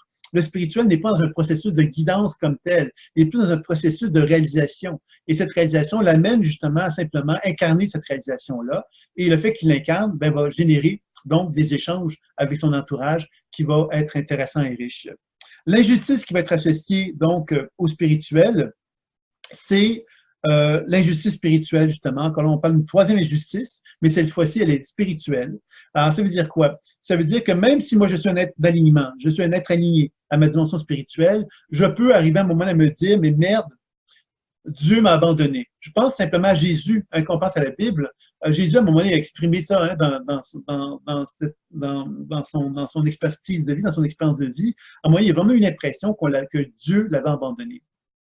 Alors, cette injustice spirituelle, c'est comme un défi, c'est comme une épreuve, je dirais, dans la démarche spirituelle. Hein, c'est-à-dire que moi, je me sens en connexion avec ma dimension spirituelle, je suis aligné, puis à un moment donné, je peux quand même ressentir une injustice parce que j'ai l'impression, quelque part, que je vis des choses qui ne sont pas des cadeaux, considérant tout ce que j'ai fait pour la dimension spirituelle. Alors, c'est là qu'on peut évidemment vivre une certaine forme de souffrance associée à ce moment-là, qui va générer 2 types de comportements. Hypo-hyper, comme je disais tantôt. Dans le cas de l'hypo, bien évidemment, il y a un manque d'énergie à chakra couronne, donc ça va créer un existentialiste. L'existentialiste, c'est qui? C'est l'individu, à quelque part, qui ne veut plus faire confiance à la dimension spirituelle, qui se dit, ben voilà, moi, je ne fais confiance qu'à la vie terrestre, l'existence, comment elle fonctionne, comment elle est. Moi, je ne me pose pas de question de savoir si Dieu existe. Ce que je veux, finalement, c'est de vivre tout simplement en harmonie avec ce que je vois de la matière terrestre. Et c'est seulement ça qui est pour moi important. Tout le reste, à quelque part, je n'y crois pas parce que je n'ai pas envie de donner de l'importance à tout cela. Donc, vous voyez quelque part que l'hypo va donc entraîner un individu qui va manquer de foi, en quelque sorte. Et souvent, bien évidemment, quand un être né sur Terre, un être qui est aligné spirituellement parlant, bien, il peut bien, à quelque part, observer que même si c'est dans un état d'alignement, il va vivre à quelque part des événements, des situations de souffrance dans sa jeunesse, à quelque part, puisqu'il est confronté à devoir être avec d'autres êtres humains qui n'ont pas le même niveau de conscience que lui. Et c'est là, évidemment, qu'il pourrait donc développer cette réaction de dire, ben non, moi, j'ai plus envie de faire confiance à Dieu parce que Dieu, a quelque part, été méchant avec moi, donc je vais donc vibrer dans l'existentialisme. De l'autre côté, l'hyperactif va être finalement complètement l'inverse. C'est l'individu qui a vécu une injustice spirituelle de la même façon, mais qui se dit, ben moi, tu m'as oublié, ben tiens, je vais te montrer moi quelque part que moi, je vais te montrer qui a la vérité là quelque part. C'est un peu comme une révolte. C'est un peu comme l'être spirituel qui se révolte contre Dieu en se disant, je vais te montrer moi c'est qui est Dieu. Et là, à ce moment-là, cet être humain-là va tomber dans une forme de situation, d'identification. Il va se dire, je suis Dieu. Et il va commencer à incarner ça auprès des gens. Alors, c'est là qu'on tombe vraiment dans l'aspect sectaire. Là, on parle de dérive sectaire possiblement dans l'hyperactif parce que cet individu-là, comme il a la conviction qu'il est plus important que les autres, parce que quelque part, il se proclame comme étant Dieu ou comme étant quelqu'un d'important, bien, à ce moment-là, il va inévitablement se mettre dans une position de pouvoir égoïque, où il va commencer à dire, ben voilà, comme je suis Dieu, j'ai le pouvoir de ceci, j'ai le pouvoir de cela, etc.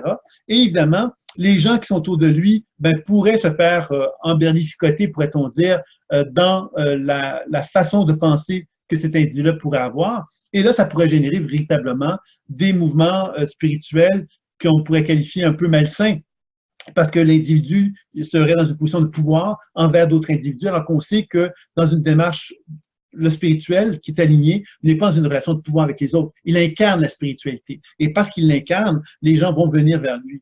Alors que dans ce cas de l'hyperactif, c'est quelqu'un qui a pris possession de cette spiritualité et qui se dit, ben voilà, je suis Dieu, et c'est moi qui va décider quelque part de ce qui est bien, de ce qui est juste, de ce qui ne l'est pas. Et là, je deviens finalement un peu trop autoritaire, pourrait-on dire, celui qui a l'impression qu'il peut contrôler quelque part, que c'est lui qui décide de tout, etc.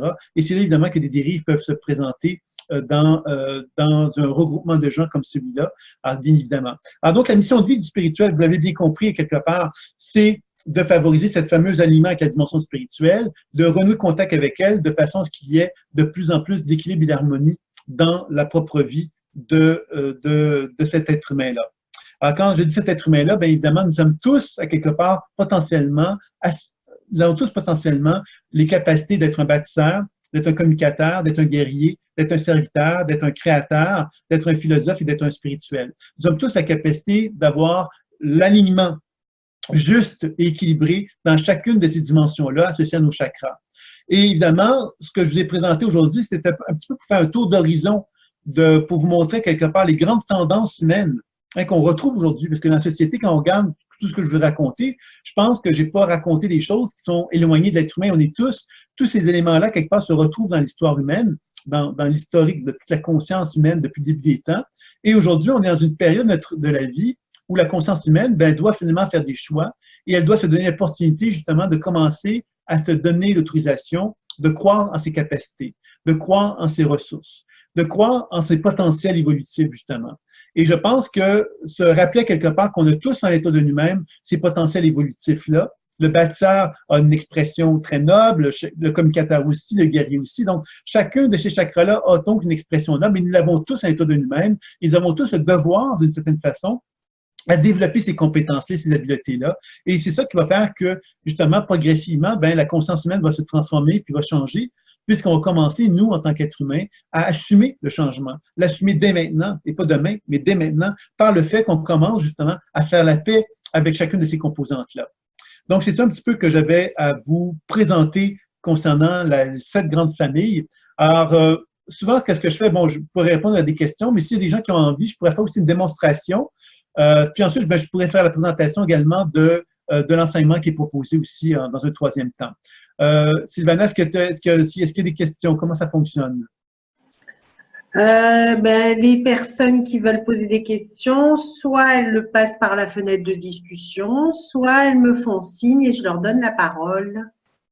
Okay. Et on peut les entendre et les voir. Donc, c'est au choix. Donc, on peut attendre un petit peu. Il y a peut-être des questions qui arrivent. En tout cas, je suis tout à l'écoute de voir s'il y a des questions et de vous donner la parole. OK. Mais moi, peut-être que je pourrais faire la présentation de l'enseignement. Tout à fait. Hein? Puis, entre-temps, on pourra amener les questions ensuite. Alors, donc, effectivement, il y a un enseignement, comme Sylvana l'a dit au tout début, il y a un enseignement, une introduction à la pleine conscience intuitive qui est proposée. C'est un enseignement qui est en ligne, qui se présente sous forme de 3 modules d'enseignement. C'est l'équivalent d'un enseignement d'un week-end de 2 jours, qui se manifeste sous forme d'introduction de 2 jours, de la pleine conscience intuitive, dans laquelle vous apprenez, bon, des techniques de base comme la pratique de l'enracinement, qui est une technique de préparation. Ensuite, vous allez aborder vraiment le décodage intuitif, comment on peut commencer justement à échanger avec notre corps, puis avec le corps d'un partenaire, puisque dans cet enseignement-là, une application vers soi, une application vers l'autre. Donc, l'application vers soi, c'est d'apprendre vraiment à voyager à l'intérieur de nous-mêmes pour être capable de pouvoir évaluer, donc d'arriver à une forme d'échange et de discussion avec nos perceptions. Ça, c'est le décodage intuitif. Ensuite, on va aborder donc la notion de déprogrammation que j'ai parlé au tout début de la conférence, qui nous amène justement à prendre conscience que les mémoires qui animent notre être, ben, nous, on peut intervenir dessus. Et la physique quantique a très bien compris cette notion-là en disant justement que l'énergie, elle est animée de l'information. Ces informations-là, ce sont comme des programmations qu'on a en soi. Alors, quand je communique dans mon genou, puis je constate que j'ai de la tristesse dans mon genou, ben, je peux faire le constat de la tristesse, je peux questionner la tristesse pour en comprendre sa raison d'être, mais quand je cherche à déprogrammer ça, je cherche à donner à la tristesse ce dont elle a besoin. Alors, c'est quelque chose que je vais faire en lui demandant, et ensuite, je vais lui donner par mon intention et par ma capacité d'imaginer justement le besoin qui est demandé. Et en faisant ça, ce qui est miraculeux, ce qui est très intéressant, c'est que quand je donne ça à la tristesse qui se retrouve dans mon genou, je vais voir une transformation se faire. C'est-à-dire que mon genou va se transformer, la tristesse, l'état de tristesse va devenir différent. Et parce qu'il va devenir différent, il va me montrer quelque part de nouvelles informations sur moi qui vont me permettre de m'accompagner dans un processus de guérison. Alors, vous voyez que la déprogrammation devient une technique très intéressante parce qu'elle enrichit le travail intuitif, mais elle nous permet aussi de faire un travail de soins et de guérison sur soi également. Et ensuite, il y a également le travail de le pouvoir de l'amour qui est utilisé dans les techniques qui sont proposées dans le module 2. Le pouvoir de l'amour, c'est quoi? C'est l'utilisation du cœur comme la capacité justement d'accueillir toute chose. Alors, comment fait-on ça? C'est une technique de guérison qui est proposée, qui est très, très intéressante, qui peut se faire dans un contexte uniquement énergétique, mais qui peut également se faire dans un contexte de décodage intuitif, déprogrammation et soins. C'est-à-dire que je peux prendre le temps d'accueillir mon genou et prendre le temps, quelque part, de constater que dans mon genou, lorsque je l'accueille, lorsque cette technique-là d'accueil, je la fais, je vais constater qu'il y a des résistances et des réactions qui vont être présentes, que je vais pouvoir prendre le temps donc de décoder, de déprogrammer, de soigner. Alors, vous voyez que c'est là qu'on commence à aborder très rapidement, dans le cadre de l'enseignement, les 3 grands concepts de la pratique et qu'on commence justement à constater que ces 3 grands concepts-là, c'est ça qui vont nous permettre de pouvoir vraiment enrichir notre habileté intuitive de déprogrammation et de soins. Et on va apprendre à faire sur un partenaire aussi ces habiletés-là. Donc, ça va être quand même très, très intéressant et très riche. Et après cela, vous avez des techniques d'auto-guérison. Donc, la chirurgie, miniaturisation et transfert d'énergie qui sont enseignées. C'est 3 techniques, évidemment, qu'on apprend à faire sur soi pour travailler sur l'auto-guérison, donc travailler sur un organe, un système du corps sur lequel on veut faire un soin. Mais évidemment, on inclut dans le soin le décodage intuitif et la déprogrammation, comme je disais tout à l'heure, pour enrichir notre travail, pour vraiment développer une pleine conscience intuitive. Parce que souvent, dans les soins, ce qu'on fait, c'est qu'on envoie de l'énergie. On ne sait pas ce qui se passe vraiment, on sent des choses, mais on n'est pas attentif, on n'est pas dans la pleine conscience intuitive, justement. Dans le travail que moi je propose, c'est vraiment de favoriser la pleine conscience intuitive en intégrant ces 3 grands volets-là dans la pratique. Et on va apprendre, dans le deuxième temps, à le faire sur un partenaire, donc d'utiliser ces techniques d'auto-guérison-là pour la guérison, donc pour faire expérimenter un partenaire. Alors, cette introduction-là donc, a pour objectif de vous initier à la pratique personnelle et la pratique professionnelle. Et vous avez des webinaires qui vont être associés à ces enseignements-là. Les webinaires, ce sont des rencontres comme celles qu'on fait aujourd'hui, dans lesquelles vous allez poser vos questions par rapport aux enseignements que vous avez expérimentés. Et vous avez également, possiblement, des pratiques supervisées. Ça se fait dans une salle en ligne également, et dans lesquelles vous pouvez pratiquer et dans lesquelles je peux justement vous assister, vous répondre à vos questions, vos interrogations en temps libre, en temps direct, là, dans le moment où ça se fait. Donc, c'est ça qui devient intéressant. C'est des pratiques qui peuvent devenir donc très enrichantes pour pouvoir arriver à atteindre vos objectifs. Donc, ça, c'est un petit peu l'ensemble de la formation, de l'introduction à la pleine conscience intuitive. Et vous avez l'opportunité de l'avoir pour un prix qui est très intéressant, 99 €. Donc, alors que c'est une valeur de 150 €, 150 $ normalement. Et c'est normalement l'équivalent d'un cours de 15 heures à peu près. que vous avez à travers cet enseignement en ligne-là. Donc, vous avez quelque chose de très intéressant, un prix très intéressant, et vous avez quelque chose de très complet à la fin. Vous avez complété une approche, vous avez complété des outils, vous avez appris à découvrir les outils. Vous n'êtes peut-être pas un maître dans l'apprentissage des outils, mais vous êtes capable de les utiliser par la suite de votre propre chef si vous le souhaitez. Donc, voilà. Est-ce qu'il y a des questions, Sylvana? Non, j'en vois pas de questions du tout. OK, donc ce que je fais habituellement, c'est que je fais une expérimentation. Ah oui, il y a Dolores. Allez, Pardon? Dolores qui pose une Ah, question. OK, d'accord. Vas-y, Dolores. Oui, tu m'entends? Oui. Oui.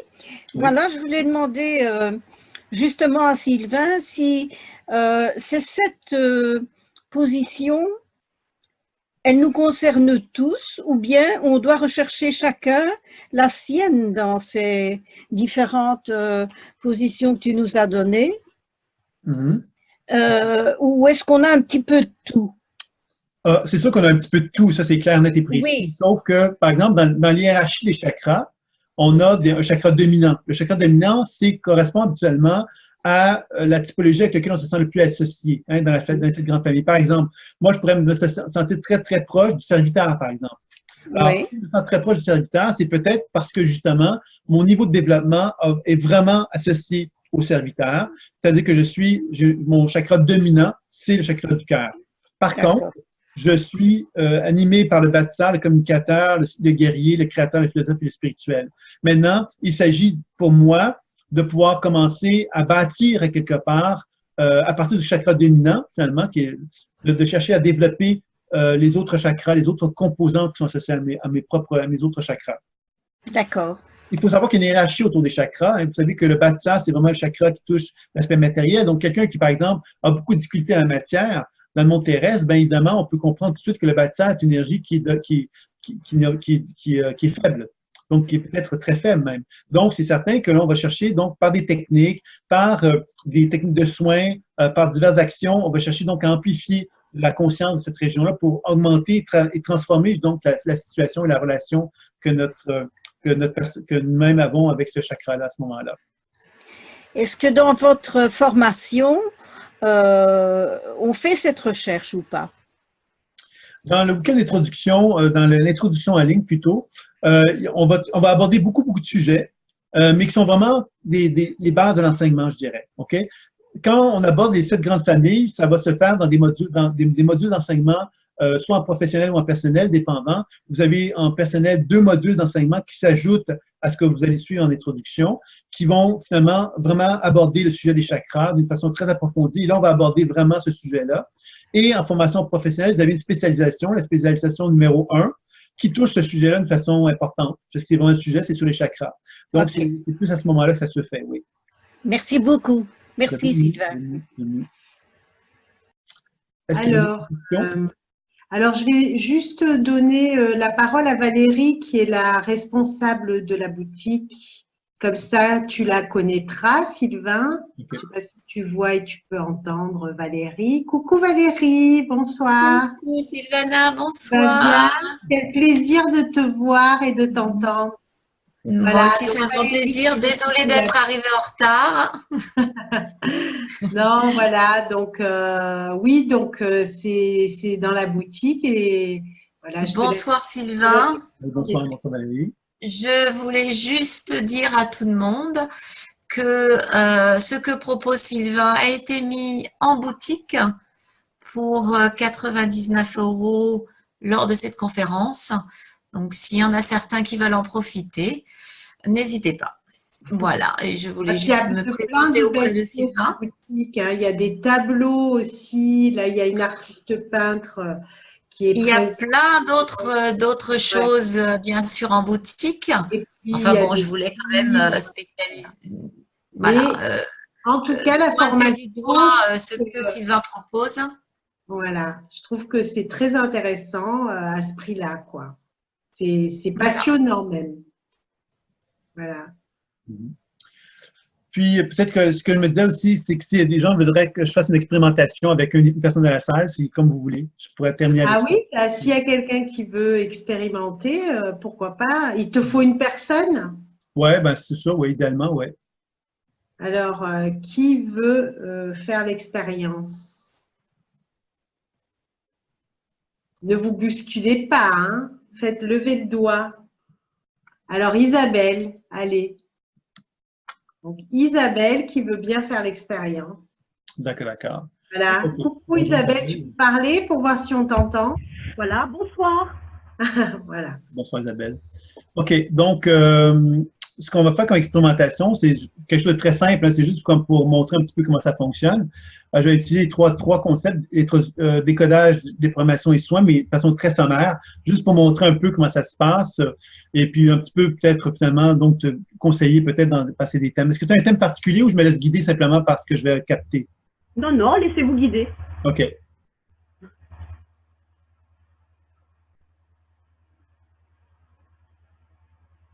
Alors, la première chose que j'observe, c'est au niveau du chakra racine. Donc, ça touche vraiment le bâtisseur. OK? Et puis, c'est un peu comme l'image que je vois. Qu'est-ce qui me vient? C'est un peu comme si vous me disiez que vous étiez de toute façon qu'un fantôme.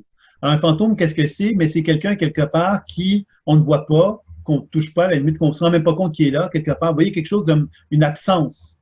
Et c'est un peu que je sens dans un premier temps. Je ne sais pas comment vous recevez ça, Isabelle. Alors, oui, c'est pas faux. J'ai beaucoup de mal avec la matière, avec tout ce qui est matériel, matérialiste, etc. Et du coup, parfois, de certaines constructions, de bâtir certaines choses dans la vie, parce que parfois, ça me semble, j'ai l'impression que c'est un peu vain, un peu futile. Mm-hmm. Alors maintenant, ce que vous voyez, ça c'est le décodage intuitif, donc on pourrait approfondir, mais l'objectif, finalement, c'est peut-être de vous montrer, bon, là, vous me confirmez ce que j'ai perçu. Là, ce que je vais faire, c'est que je vais faire une action de déprogrammation maintenant. Je vais m'adresser à cette partie-là de vous qui me dit qu'elle était comme un fantôme, et je vais voir qu'est-ce qu'elle va me demander, puis je vais lui donner qu'est-ce qu'elle veut, puis on va voir la transformation qui va en résulter. Ça vous va?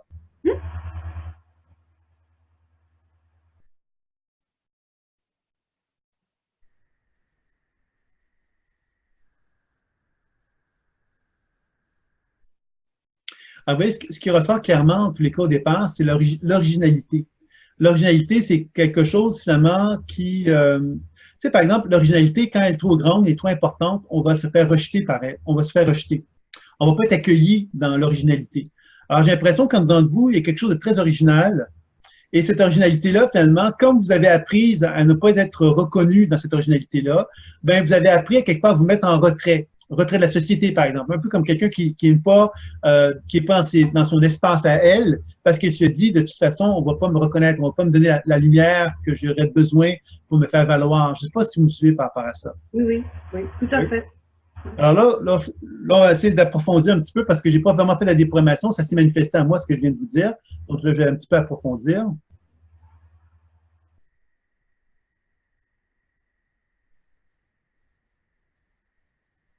Alors, ouais, ce que je vois, ce qu'elle me demande, cette énergie-là, c'est un peu comme si elle me demandait de me mettre en communication avec un langage qui n'existe pas sur Terre. Alors, je vous dis vraiment qu'est-ce qu'elle m'a dit. Hein?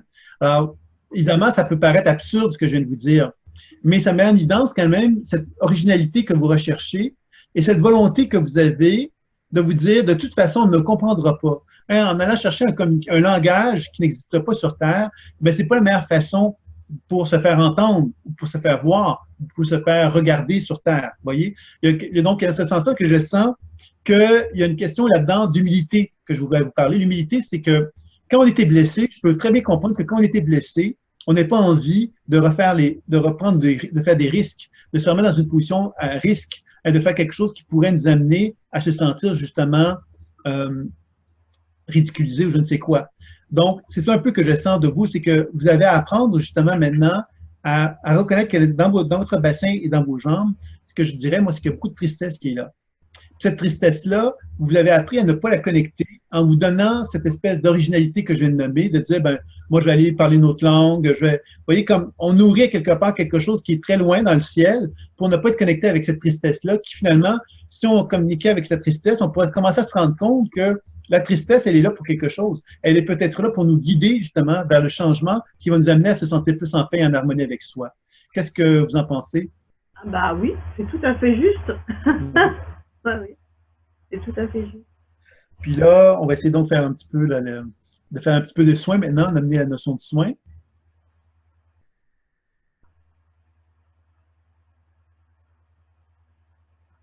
Alors, vous voyez, ce qu'on sent, c'est que quand j'essaie de faire circuler un jambe vos jambes, ça monte vers le cœur. Et ce que je sens en vous, à quelque part, c'est que vous êtes une femme de cœur. On va toucher le serviteur ici. Le serviteur est là, puis le serviteur, quelque part, qu'est-ce qu'il a envie? C'est de vous donner l'opportunité de témoigner à quelque part l'amour que vous avez en vous. Parce que l'originalité, c'est une chose. L'originalité, c'est une belle chose. Mais quand on aime en plus, quand on est aimante, quand on est plein d'amour, cette originalité, elle devient quelque part, on devient capable, entre guillemets, de se ridiculiser. Pas dans le sens péjoratif du terme, mais on peut devenir créatif dans le sens qu'on se donne l'autorisation de se dire, ben voilà, je peux jouer avec moi parce que j'aime et parce que j'ai envie quelque part, par mon originalité, de transmettre des choses, un peu comme un clown. Un clown peut être ridicule, mais le clown est là pour faire rire. Alors, on peut aussi se trouver dans des situations qui peuvent nous donner l'impression que cette originalité peut être pas tout à fait bien vue, mais quand on a cette espèce d'amour qui est en soi, ben on a envie effectivement de le faire parce qu'on sent qu'on sert quelque chose, on sert l'humain. Je ne sais pas si vous me suivez par rapport à ça. Oui, oui. Est-ce que vous voyez quelque chose que vous pourriez faire dans cette direction-là?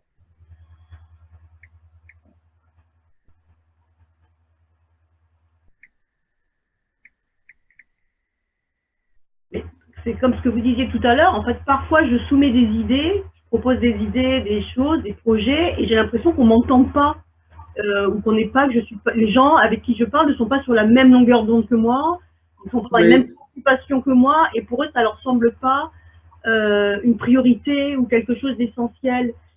Oui, ça touche toute la notion de trahison du cœur, vous voyez. La blessure, vous avez une blessure au niveau du cœur. Donc, quand vous parlez, quelque part, vous avez cette espèce d'impression que de toute façon, ça ne fonctionnera pas. Et c'est pour ça que je vous dis, l'humilité vient avec l'originalité de dire, ben voilà, moi, je vais vous donner un exemple. Aujourd'hui, là, demain matin, je vais sortir dans la rue, je vais être déguisé. Je vais être déguisé quelque part, puis j'ai incarné quelque part ce que j'ai envie, moi, d'amener aux gens ou d'apporter aux gens. Je donne un exemple caricatural, hein? Mais pour faire comprendre que c'est pas par les mots que ça va se faire, c'est par les gestes, par l'action. Si vous voulez parler d'un projet à quelqu'un, ne prenez pas le mot pour le communiquer, prenez l'incarnation de votre originalité. Soyez comédienne, soyez actrice, incarnez les choses. Soyez pas dans votre tête. Parce que dans votre tête, à quelque part, vous êtes déjà connecté avec le ciel. Vous êtes déjà en train de partir. Vous êtes déjà en train de vous accrocher, à vous dire j'ai peur, je vais m'en aller. Vous voyez? Alors que si vous êtes dans la position d'incarnation, à quelque part, vous êtes beaucoup plus être en mesure de pouvoir vraiment témoigner de ce que moi j'appellerais, d'une part, l'humilité qui est en vous, parce que vous avez une belle humilité selon moi, et cette capacité d'aimer que vous avez qui est très, très grande. Et cette capacité du ridicule. Le ridicule, justement, c'est que quand on a ces trois composantes-là, on peut se permettre justement de se mettre, entre guillemets, en danger. En danger, c'est très relatif, hein? C'est pas un gros danger qu'on fait, mais ça nous permet justement de commencer à constater qu'on peut vraiment être quelqu'un qui est beaucoup plus créatif qu'on ne l'était jusqu'à maintenant, parce qu'on attendait que les autres nous disent « Oui, je te donne la permission d'être créative ». Et je pense que c'est important pour vous peut-être de vous donner l'autorisation d'être créative dès maintenant en l'incarnant plutôt que de demandant d'être en attente par rapport à l'extérieur. Je ne sais pas comment vous recevez ce que je viens de vous dire. Oui. Et, non, mais c'est tout à fait juste et vraiment, vous touchez un point vraiment, je dirais, très important, surtout qui me préoccupe en ce moment.